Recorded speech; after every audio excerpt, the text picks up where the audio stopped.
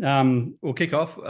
We're just a bit after 12 now. So welcome everyone to the VFF's webinar on rates.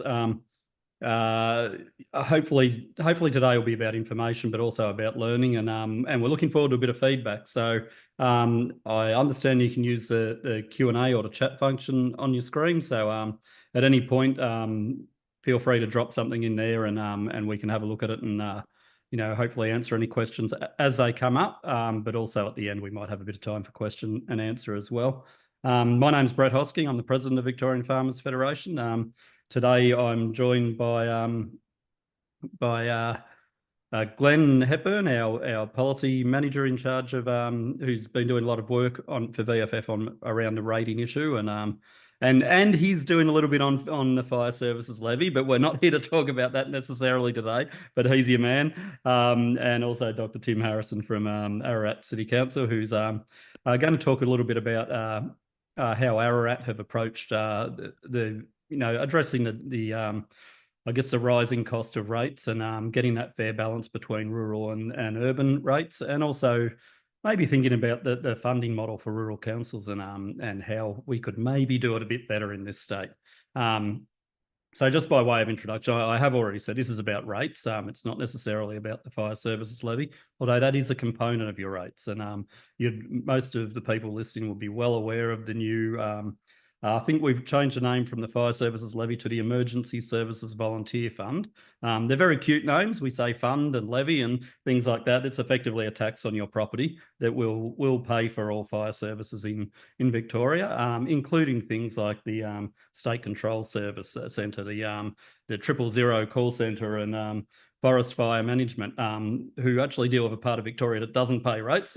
That's another issue, but VFF is pushing back very strongly on that. It's not fair. It shouldn't be a burden placed more on our farming community than any other part of society. And there are certain elements of the community that actually create risk within rural communities, and they're not being asked to contribute at all. So there's a whole heap of problems with it. Bottom line from VFF is that we don't accept it, and we're pushing back very hard with government. I do understand it's been debated in Parliament, in Victorian Parliament today, so it'll be interesting to see what comes out of that. But I have passed VFF's concerns, or the concerns of our members, onto state representatives. So that will no doubt form part of the debate today. So on that note, I'm going to hand over to Glenn, and he's going to talk you through the work that VFF's already been doing on rates. And like I said, feel free at any point to drop a question or anything in the chat, or even just drop in your name and where you're coming from, what shire you're coming from, because some of that information is useful too, because if we can recognise that there's hotspots around the state, then that's a clue to VFF that we need to pay a little bit more attention to what's happening in that shire as well. So I'll kick it off and welcome Glenn. Thank you. Thanks, Brett, and thanks everyone for attending this morning or this afternoon now, and thanks Tim also for coming along. I'm about to try and share my screen. I'm not very good with Zoom, so hopefully people can let me know if they can see that screen. Yep.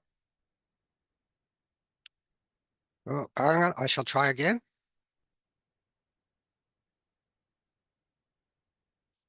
There we go. We can see the screen. Great, thank you. Working now, Tim. Glenn. Sorry. Yep, thanks.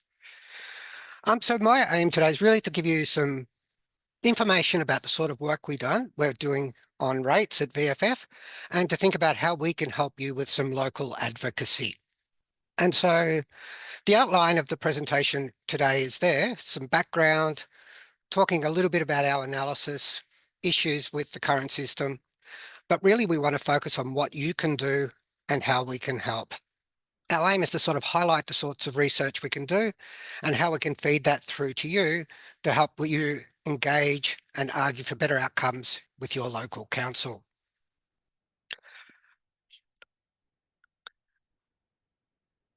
Oh, is the wrong one showing?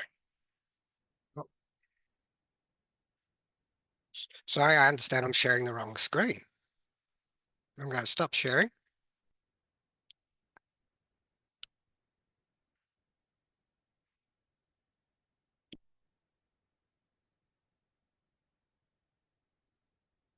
There you go. Hopefully you're seeing the right screen now.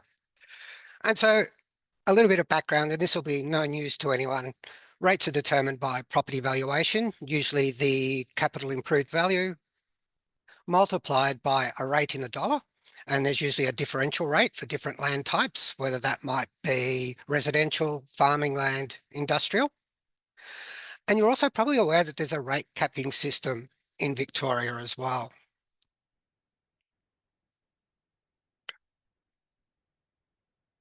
And so every year the government sets a cap on rates. For the 24-25 financial year, the cap was 2.75%. But the important thing to bear in mind is the cap relates to revenue as a whole, not individual rates. And that means there can be considerable variation amongst ratepayers on the rate they pay. And we'll see as we go through this presentation, that can be a bit of an issue for farmers especially. And so what sort of analysis has VFF done on council rates? One of the projects we did last year was to look at roughly 60 councils. So we excluded the sort of the urban ones in Melbourne, and looked at their draft and actual budgets for that year and how it had changed from the year before, just to see what had happened in terms of farm rates.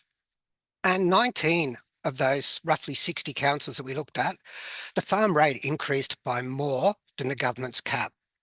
Residential rates tended to be at or around the cap, but a lot of the farm rates were above.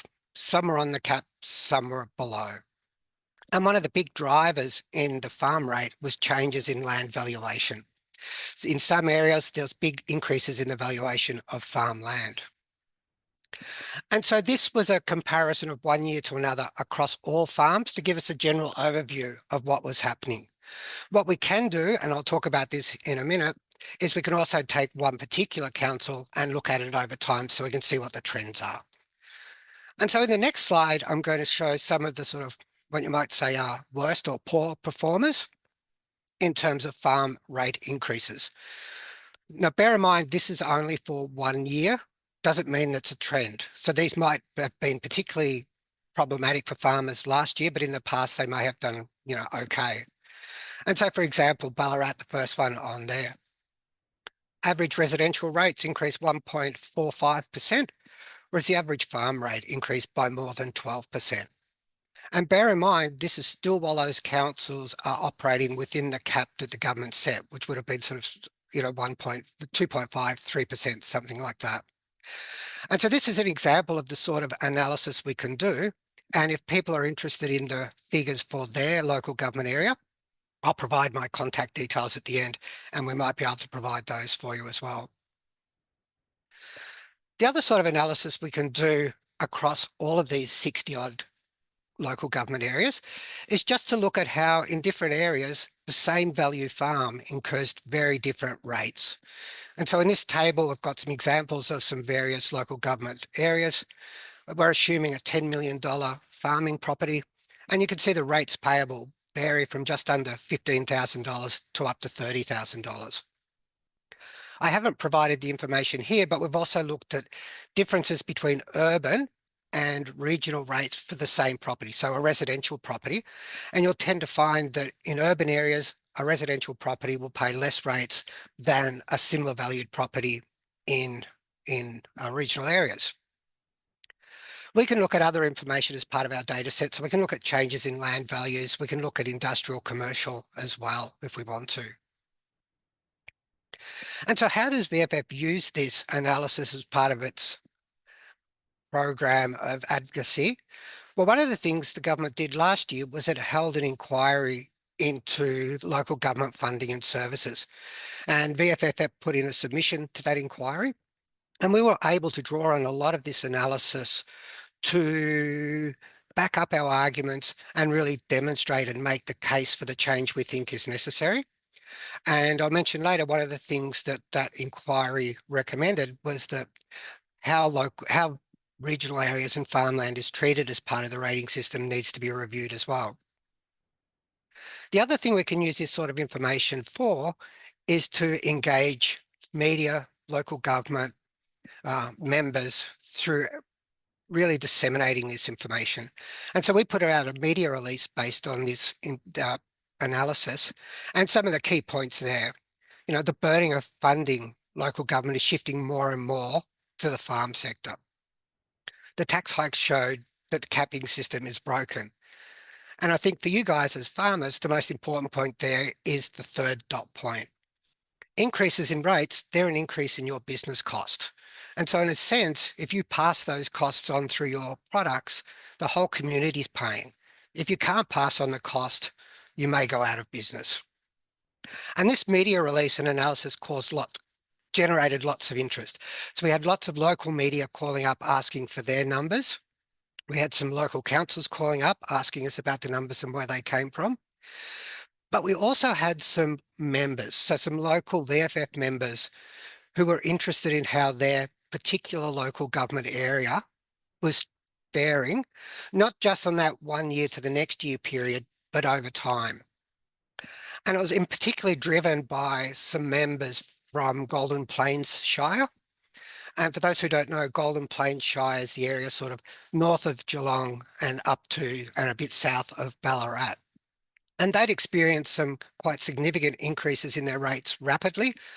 And they came to us and asked, well, what kind of analysis can you do to help us engage with council and try and argue for a better outcome? So the next few slides are an example of the sorts of historical analysis we can do to help you engage with councils. And we were lucky in the case of Golden Plains that they had their annual reports online for a period of about 12 years. So we could get all of that information out. And I'm not picking on Golden Plains because it's a particularly good or unusual example. It's the one where members came to us and asked for assistance who have done the work. This next few slides is really to show you the sorts of things we could probably do for you if we can get the data, if a group of members in a particular regional area wanted to engage with their council. And so I'll quickly flick through some of these slides to show you the sorts of things we can come up with. So I had this first chart here shows the average rate assessment and the farm rate assessment. So this is your rate notice is in red.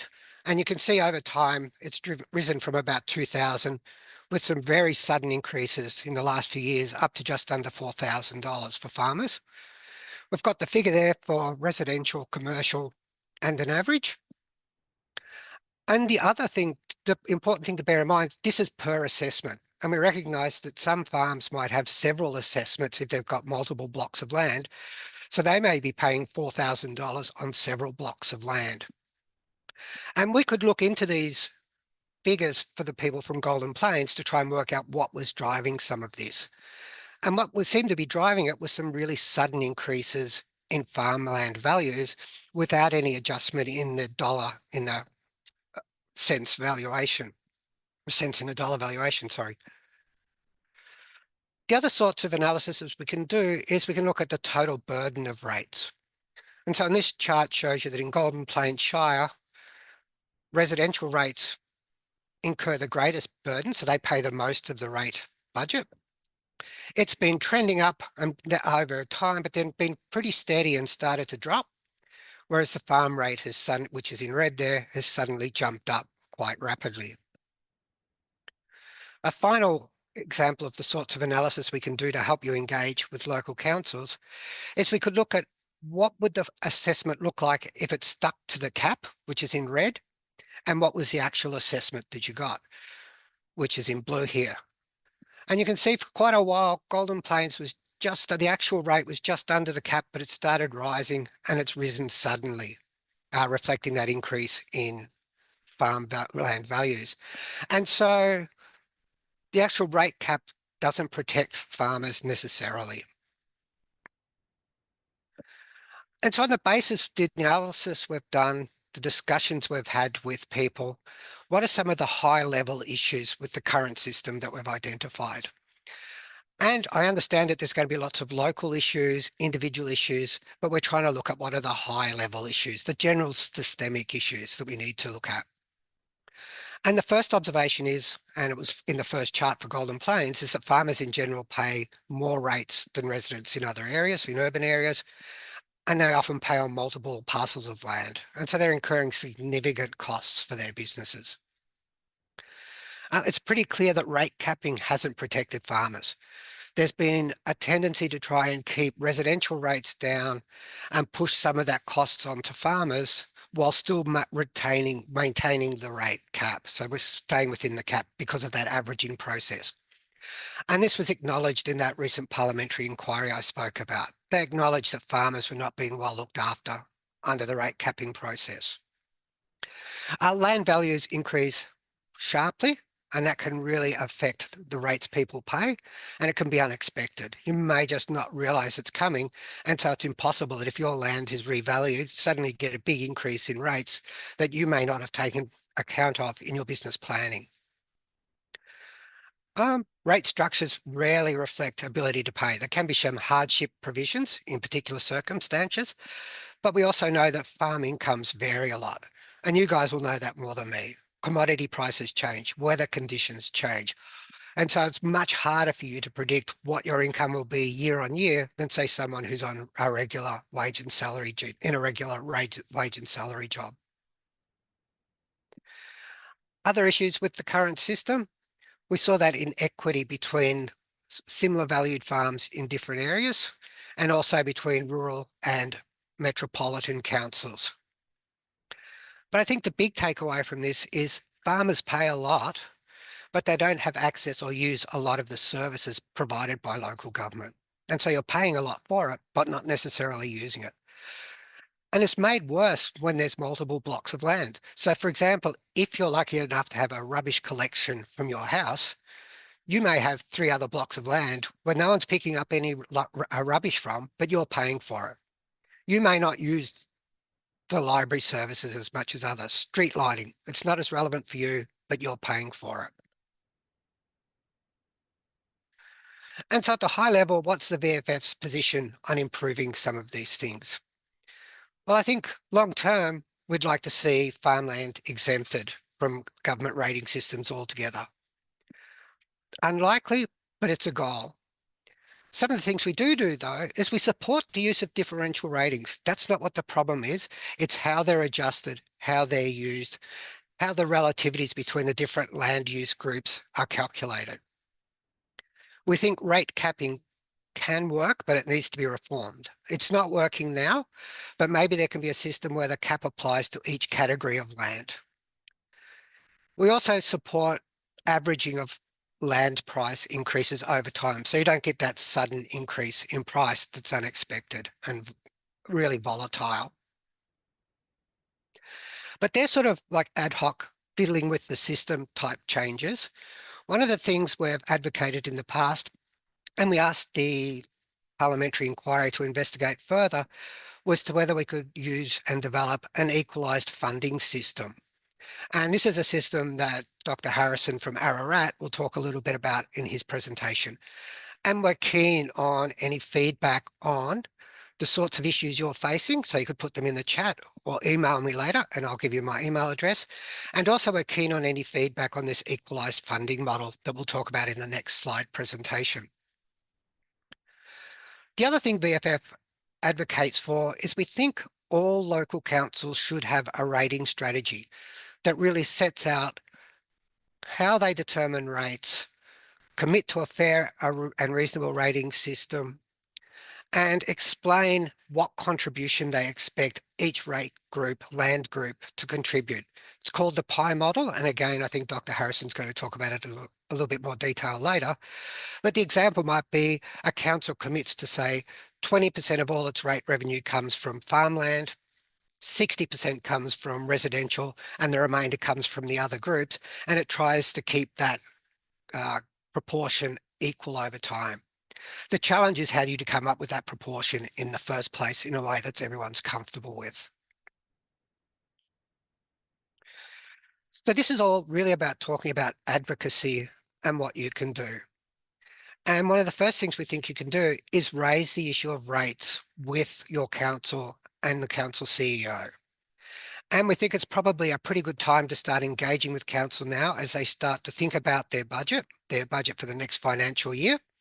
And also because there were elections last year, so there might be some new councillors and some new council CEOs who haven't heard some of this before, aren't aware of the issues. So it might be a good way to engage them now. What we want you to do is, if necessary, back up the arguments and presentations you give them with some evidence, some alternatives, and some possible solutions, and that's where we can help you.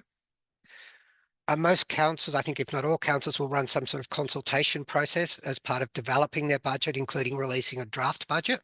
Engage with that process, hold meetings, engage with other groups, and really ask your council also, does it have a rating strategy that you can look at that sets out how it determines its rates and the differentials that they use? You might not be aware that one of the big issues is land price increases. As I've said, you can ask to have your land valuation reviewed by an independent auditor.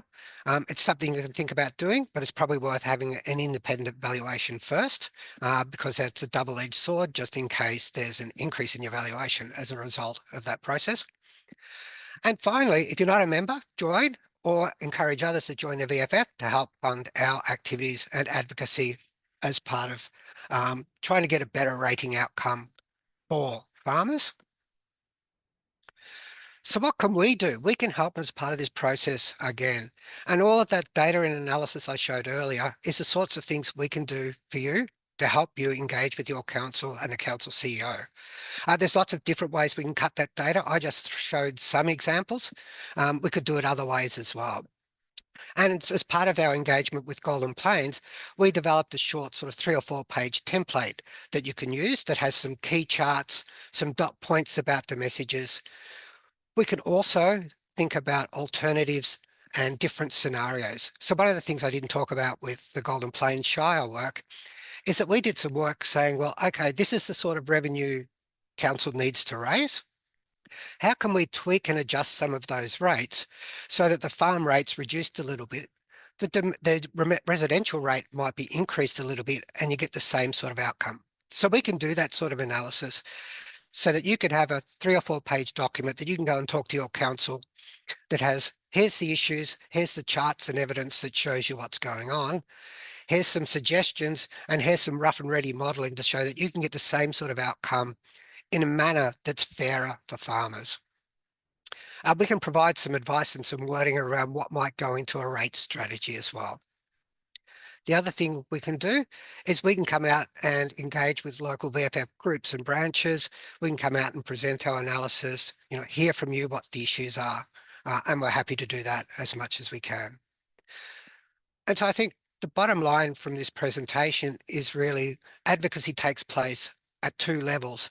The VFF can do it with government and associations at a higher level, and we can look statewide at the sorts of issues that might be impacting on farmers and how we can get a better outcome. But local advocacy is critical. You probably know some of the local councillors you can go and talk to. But what you do need is some evidence and that information about what are feasible alternatives that you can raise, because everyone hates paying their rates. Going along and saying my rates are too high isn't necessarily going to cut it.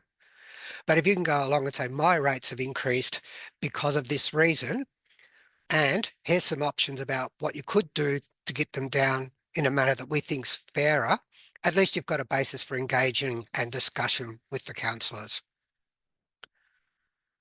And so I'm really keen for any feedback or information you'd like to provide. That's my email there, and also the policy group's email. I'm happy to share this slide pack after the meeting to everyone who's registered.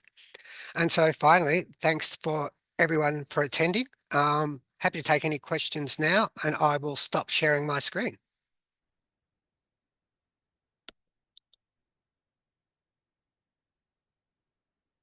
There's no questions I can see in the chat.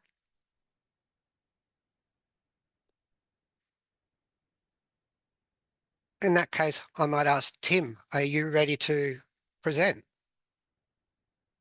I'm ready to go, whenever you are. Okay, just let me know, given my problems with screen sharing ability.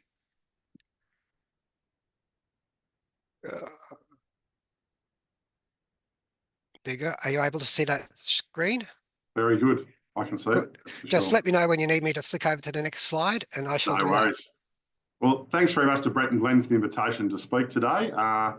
I've got to say it's probably the CEO's worst nightmare to be asked to present to the VFF, but I haven't had that experience in my 6 years at Ararat. I've had great relationships with the VFF centrally, but also with our local farmer groups too. And I'm really, really lucky and I'm very privileged to have that relationship. So I appreciate that. If we could click the first slide, Glenn, we'll crack on with it, I reckon. No worries, thank you. I guess we'll start with a bit of history, and some of this happened before I started in Ararat, so I started at the end of 2018, but we had what I call the rates war before I started, and that was when our urban-dominated council at the time had made a decision to seek rating parity. So there wasn't going to be a farming differential. That would have at least doubled the rates of our farmers, and obviously that was a pretty big area of concern. And our farmers got very organised. The VFF were involved, but also our local farmers got very organised and made very strenuous representations to council. And it ended up in a situation we had a fairly interesting and different councillor group at that stage, I've got to say. And it ended up having a commission of inquiry into the council. We had a monitor appointed to look at our good governance processes. And out of that, we also had what they called the Rating Strategic Advisory Group, which is a group of residents, including a fair group of farmers and later a citizens jury that looked at the rating piece around Ararat. So I guess out of that turmoil and what I call the rates war, we ended up with some pretty good results out of that, because it gave birth to what we have locally called for quite some time the PI model. I'm pleased to see Glenn's adopting that strategy as well. And the PI model, in my view, is not perfect, but at least it provides an opportunity for us to avoid that rate shock as it emerges. So if you flick the next slide, Glenn, that'd be terrific.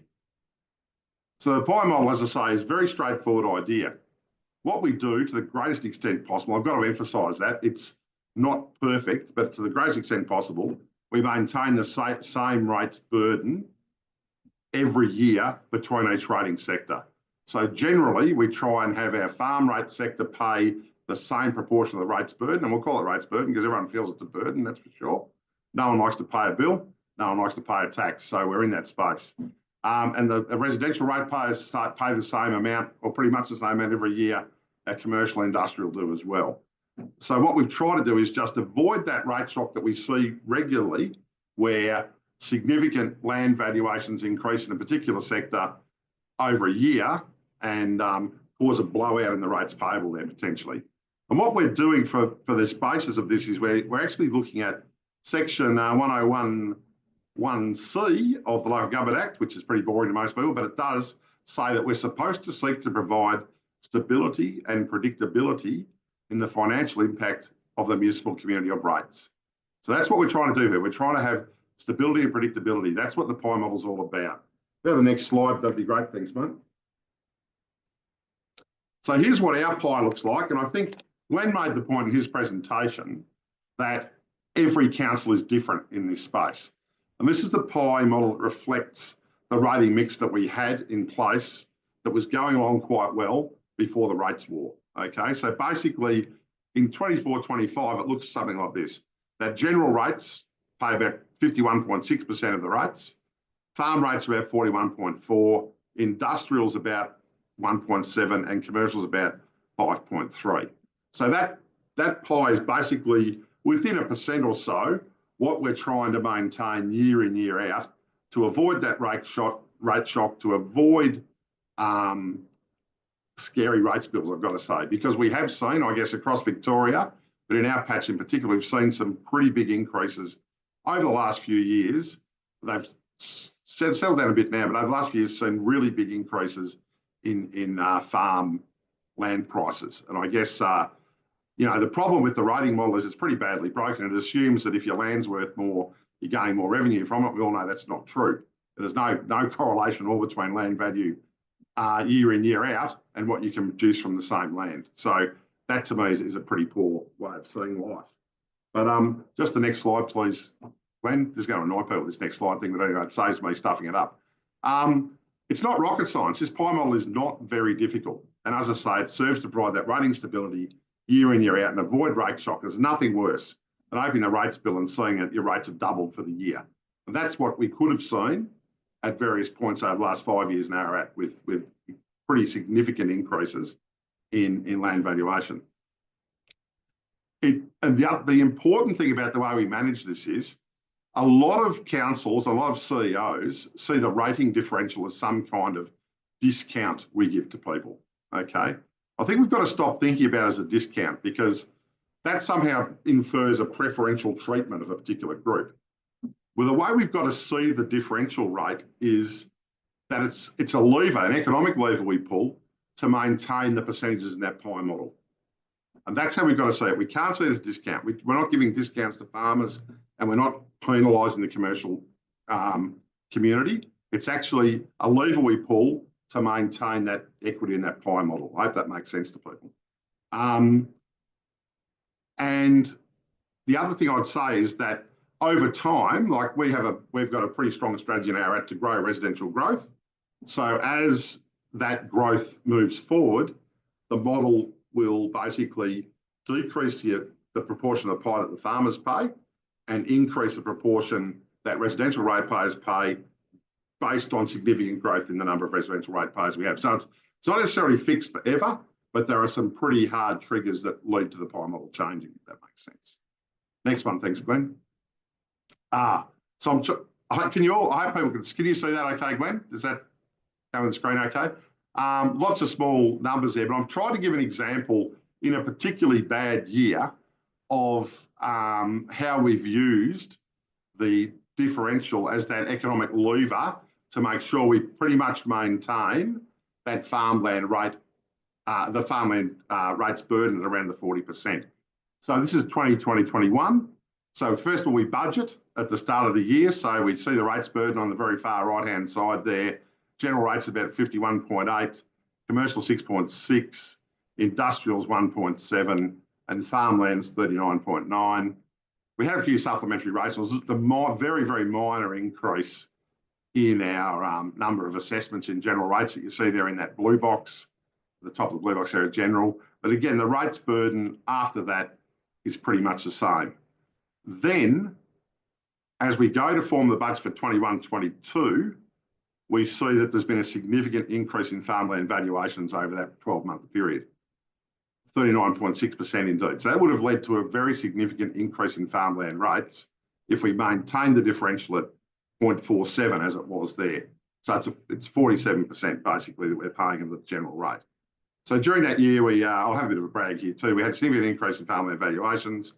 We moved the differential from 0.47, 47% to 40% to make sure we equalise that rates burden to the greatest possible extent. And also, just for a little brag, we had a 1.5% rate cut across the board that year too. We've maintained at an average 0% rate rise for 7 years now. So it is possible for councils to cut the cloth a bit as required, and we've certainly done that during that period. So where we end up was we have the rates burden pretty much the same within reasonable parameters. So it's 51.9% for general rate, commercials 5.8, industrials 1.6. So we made a decision to keep their differential at 1.25% over that period. And then farmland comes out at 40.7, which is pretty close. Given there was a 39.6% increase in farmland valuations, there's just a very, very small increase of less than 1% in the amount of rates burden you're paying in that year. And that's because we made that decision to keep commercial and industrial at 1.25% during that period. As you can see, though, that the total CIV went from about 1.9 billion to 2.7 billion for farmland. And in any normal rating model, that would have been a pretty disastrous outcome. Okay, so if we just move to the next slide, if we could, please, Glenn. Just a few more numbers there. And I guess that's just showing how the rating differentials sort of moved around over those years. But it also shows that if we had have kept the rates increase if we had kept the rating differential, that's increase, shouldn't say increase, rating differential at 47% for farmland, we would have seen a decrease in $638,000 collected in general rate, decrease in $189,000 in commercial, $40,000 in industrial, but an increase take of $581,000 in farm rates. But when we moved that pie model, when we moved that to 0.4% differential, the general rate still went down a bit, the commercial went down a bit, and industrial went down a bit, but farm rate only increased by $27,000 across about 1,600 ratepayers. So it was a pretty good outcome overall, and our total rate take was down a fraction for the year. I hope that gives a bit of an example of how that works. As I say, it's not rocket science, not very difficult. It just requires a change in outlook from CEOs in particular to say the differential is not a discount, some kind of handout we're giving people. It's actually just an important economic lever we can pull to make sure that we can maintain that equity of rating burden across the board. I hope that made sense. It's a bit tricky sometimes to get that, but we'll move on to the next one, Glenn, that'd be great.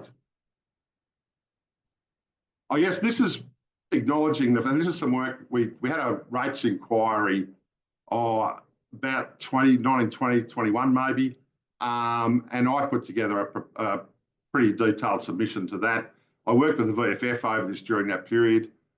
Charles and I did some work together on this and a couple others as well. And I think we come up with a pretty similar position. So I'll just roll this out while we've got a few minutes, if that's okay. So basically the assumption here is the rating system is broken. It's a very broken system. It doesn't serve anyone in rural Victoria very well at all. That is urban dwellers in rural Victoria or farmers in particular, okay? So there's a measure there about capacity to pay, and what it says is, what proportion of our take-home income do we need to pay our rates if we live in various municipalities? So that's our first table there. So in our rural city, it takes about 5.9% of your take-home pay to pay your rates. In Stonington, which is in Malvern in Melbourne, it's about 1.4%. Two things. The take-home pay of people in our rural city is much lower than it is for the people in Stonington, so it's even more stark difference. In Casey, which is a high growth area, it's 2.4%. In Yarriambiack, way around Warwick-Nabil, it's 8.8% of take-home pay required to pay your rates. That's a pretty significant burden that's got on ratepayers in that space. So the average rates per assessment, this is where people said it's all fair and equal. The average rates per assessment is kind of the same. It's, it's within a couple of $100 across the board generally, but it doesn't really represent rating equality because ratepayers are paying similar residential rates, but they have much lower CIVs generally in the bush. So when we look at what the rates for a $300,000 property will be, I've got to say in Stonington, you're probably not going to find a $300,000 property. This is just saying, if we have an equality there, what are we paying? So in our rural city, you'd be paying $2,100.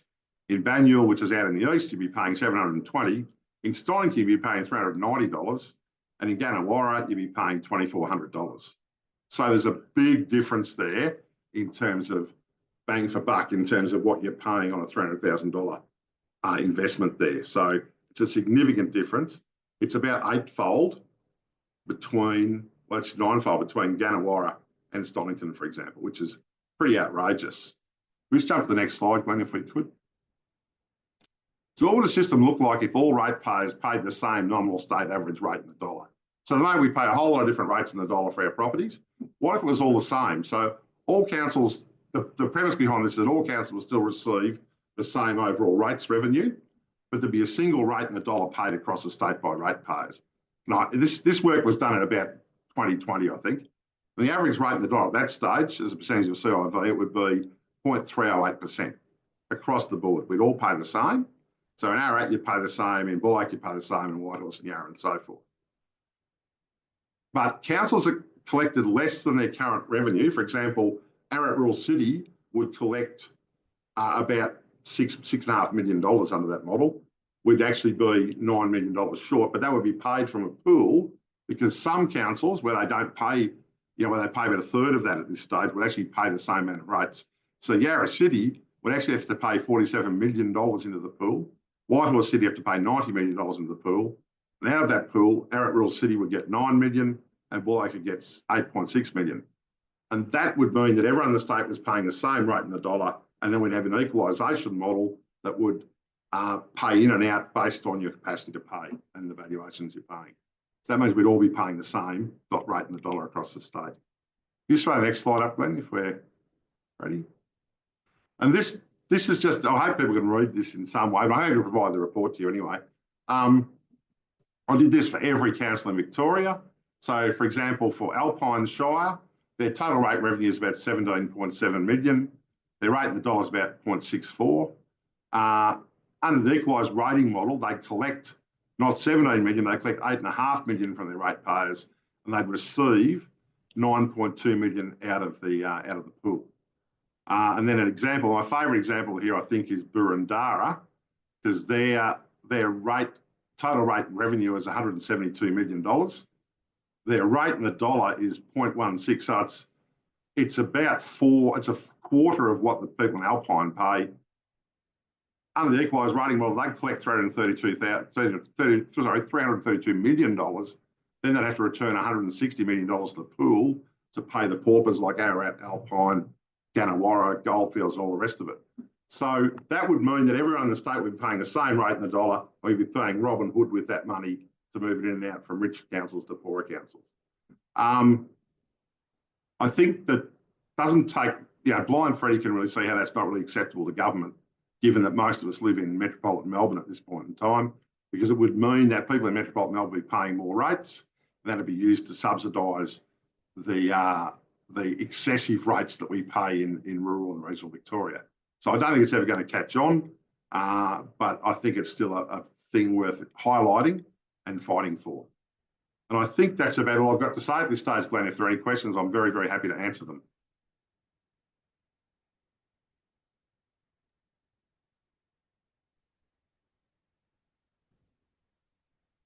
I have one question here from Howard Evans, which you might be able to help with. It's, what is the potential to combine numerous adjacent farming blocks into one rates notice in order to save rates expense? I think it's certainly it's not a difficult thing. It probably won't diminish your CIV. So overall, it's probably going to have a huge impact on the rates you pay and the rate per dollar necessarily. But if there's a municipal charge, which most municipalities have, you certainly wouldn't be paying that, and you're probably not paying that now anyway, I would hope. Okay, are there any other questions or comments people would like to put into the chat? As we said, we'll distribute these two presentations around to everyone who's registered afterwards. The other thing I'd say, sorry if I could just Glenn really quickly, that's our revenue and rating strategy for the current period, 21 to 25. We're just about to go through the process of renewing that. But if you want to have a look at that, it'll demonstrate how the pie model works and explain that in a fair bit more detail. So if people are interested, it's on our website. It's pretty easy to find. We've got a comment, Tim, from Liz Fisher, who says the other option for urban councils is other revenue streams, such as car parking enrichment. Yeah, absolutely. And that's what we're fighting against all the time. Our only two real revenue streams for rural councils are rates and government grants. But Richmond, the Melbourne City Council collects $90 million a year in parking fees and fines, and we probably collect about $500. Like it's a massive difference and a real problem. Another question from Mark on how do we change the current system to make it fairer? And I think we're sort of given some hints about the sorts of suggestions we would make. The golden pie in the sky dream of the equalisation system, but just better utilising the differential system and trying to use that to make the system fairer rather than piggybacking off ever increasing land value increases. Yeah, look, I agree, Glenn. I think we can use that differential in a much fairer way across the board, and we've tried to do that here. But the other thing is, I think that overall, local government gets less than 1% of federal taxation revenue redirected to it. And if we were able to redirect more of that, if we ever got to 1%, it'll make a significant difference to councils like Ararat, because our take through the financial assistance grants, for example, which are Commonwealth grants that come through the state, is probably about $6 million a year or $7 million a year or thereabouts. And there are councils in Melbourne who yield huge amounts of parking money, as Liz pointed out, and they're still getting a minimum charge on that. And some of that is pretty close to what we're getting, even though our need is much, much greater.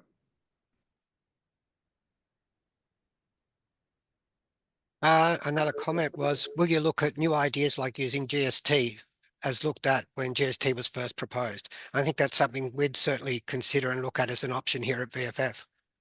Yeah, and I think that's what I was trying to allude to. I think when I was talking about the percentage of the federal taxation revenue. If we were able to get a locked-in percentage of GST, rather than even charging rates per se, that'd be a much better option, much fairer, and I think it would actually work very, very well. Good luck with that one though, Gary. Just a question from me, maybe. To what extent do you think the current government views rates as basically a wealth tax? And so it's adversely hitting farmers. It's not a efficient service provision sort of revenue source. It's just hit people with wealth through a back door. I totally agree. I think that it's been talked about as a wealth tax a number of times. And I think that certainly would be the view of our current state government, that it's about hitting farmers perceived as being wealthy individuals because they have a substantial asset. But again, it's about how you can squeeze that asset to generate revenue, which actually demonstrates the wealth generation capacity. And as we know, it's a very variable climate, very variable outcomes in terms of commodity prices across the world.